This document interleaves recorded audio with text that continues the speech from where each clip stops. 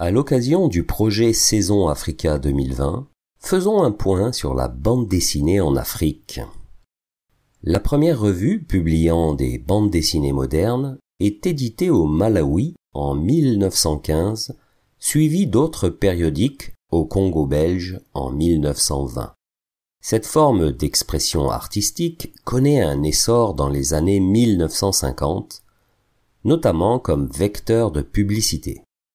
Les premières narrations sans publicité paraissent en 1951, puis les auteurs africains s'emparent du genre dans le mouvement des indépendances dans les années 1960.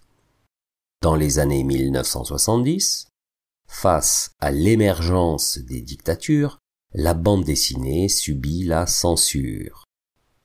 La BD africaine fleurit sur la toile. Lire une BD sur Instagram, accéder à une expo du 9e art sur Internet, suivre le travail en cours d'un BDiste en direct vidéo depuis Facebook, voici la BD en pleine transformation. Sur la page Instagram de l'artiste camerounais Biboum, l'histoire « Il y a l'Ebola à l'hôpital » se déroule en 100 vignettes.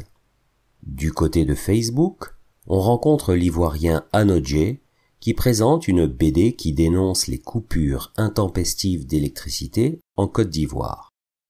Twitter, Snapchat ou encore YouTube accueillent aussi cet éveil de la BD digitale africaine.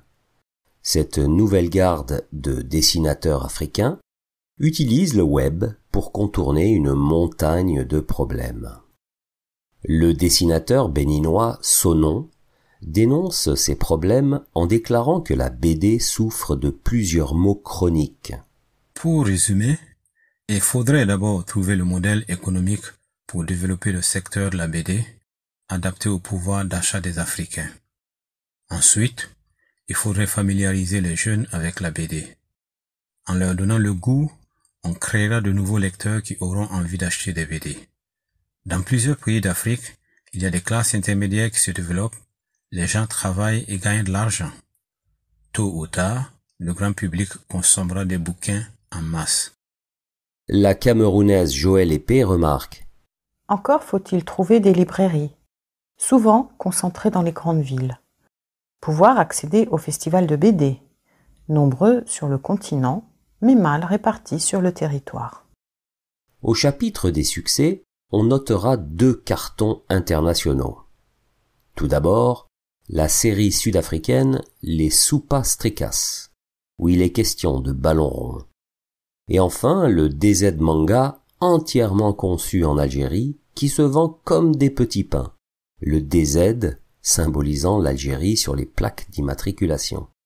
La bande dessinée francophone s'ouvre au monde, devenant la terre d'accueil de nombreux artistes d'Afrique. Et cela fait plaisir.